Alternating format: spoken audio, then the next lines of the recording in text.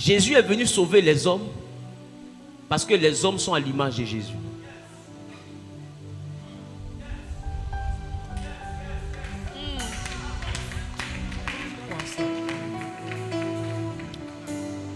C'est la raison pour laquelle, quand il est arrivé, il avait la même image que nous. Et nous nous sommes dit, il a revêtu un corps d'homme. Il est devenu comme un homme. Non, quand il est devenu comme un homme, ce n'est pas par la capacité à être physique. Sinon, pour être physique, il a été physique chez Manoach et la femme de Manoach, les parents de Samson. Et on lui a demandé, quel est ton nom? Il dit, pourquoi veux-tu connaître mon nom? Il est merveilleux. Et quand il a dit merveilleux, on s'est dit qu'il est en train de décrire le nom. Mais plus tard, quand Esaïe va arriver, il dit, un enfant nous est né, un fils nous est donné. On l'appellera admirable, conseiller, prince de paix, Dieu éternel. Et il parle en réalité, en plus de cela, il parle de merveilleux. Donc ça veut dire que merveilleux, c'est une partie de son nom. Il avait dit son nom. Bon. Venez. Dis à ton voisin, il avait donc dit son nom. Ah, je n'entends pas. Dis voisin. Ésaïe chapitre 7, le verset. Ésaïe chapitre 7. Nous allons au chapitre 9, le verset 6. Ésaïe 9, verset 6. Oui. Car un enfant nous est né. Un enfant nous est né. Un fils nous est donné. Un fils nous est donné. Et la domination reposera sur son épaule. La domination reposera sur son épaule. On l'appellera admirable. On l'appellera admirable. Conseiller. Conseiller. Dieu puissant. Dieu puissant. Père éternel. Père éternel. Prince de paix. Prince de paix. Donné. Alléluia. Amen. Dis avec moi admirable. J'ai pas entendu. Dis avec moi admirable. Mais dans une autre version, là où ils ont mis admirable, c'est écrit merveilleux.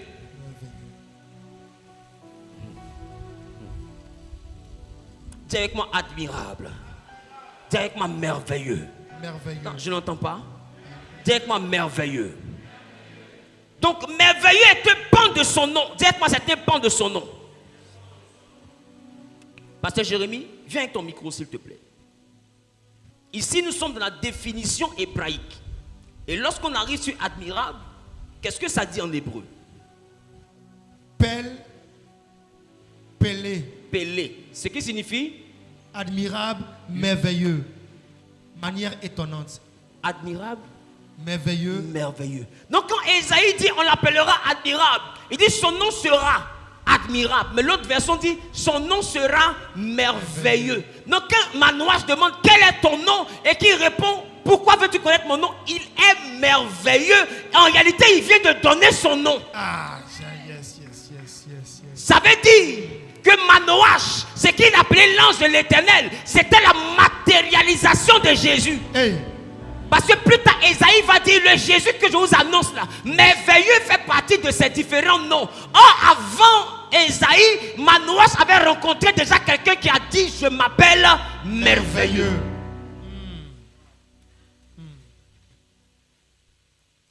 Jésus n'a pas commencé au Nouveau Testament.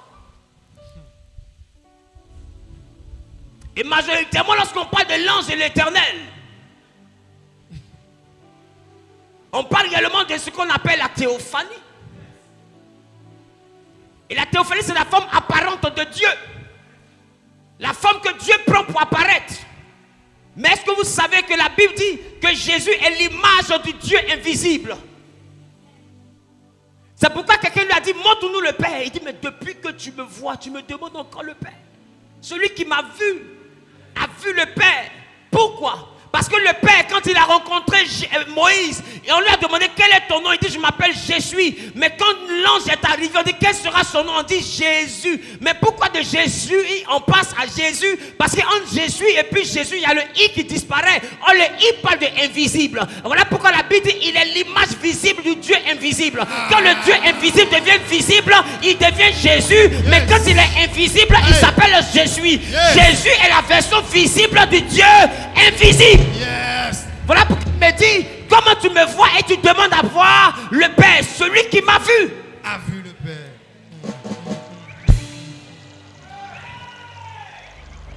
Tu ne peux pas être chrétien sans pouvoir définir clairement Jésus.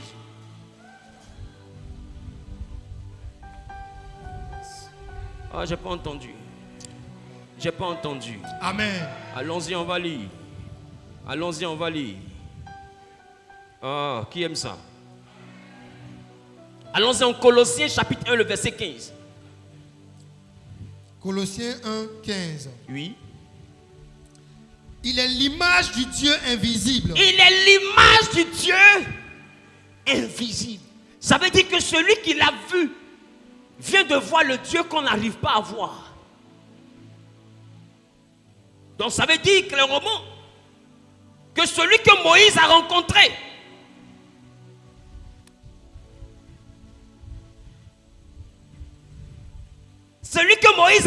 qu'on appelait l'ange de l'Éternel. Et je vais vous envoyer à comprendre qu'en réalité,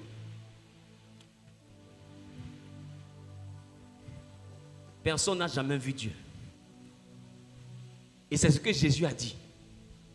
Il dit, personne n'a jamais vu Dieu. Mais le Fils unique qui vient du Père est venu afin de le faire connaître. Maintenant ma question, si personne n'a jamais vu Dieu, Moïse a parlé à qui? Puisqu'il avait dit pendant 40 jours, Moïse a vu Dieu face à face. C'était qui alors? Puisque Jésus arrive et puis il remet tout ça en question. Et puis il nous affirme noir sur blanc que personne. Si quelqu'un vous a dit il a vu Dieu, il ment. Personne ne l'a jamais vu. Et quand il dit personne, ça veut dire que toute personne, de tous les êtres humains, nul ne l'a jamais vu. Donc Adam n'a jamais vu Dieu. Ça veut dire que Adam voyait qui?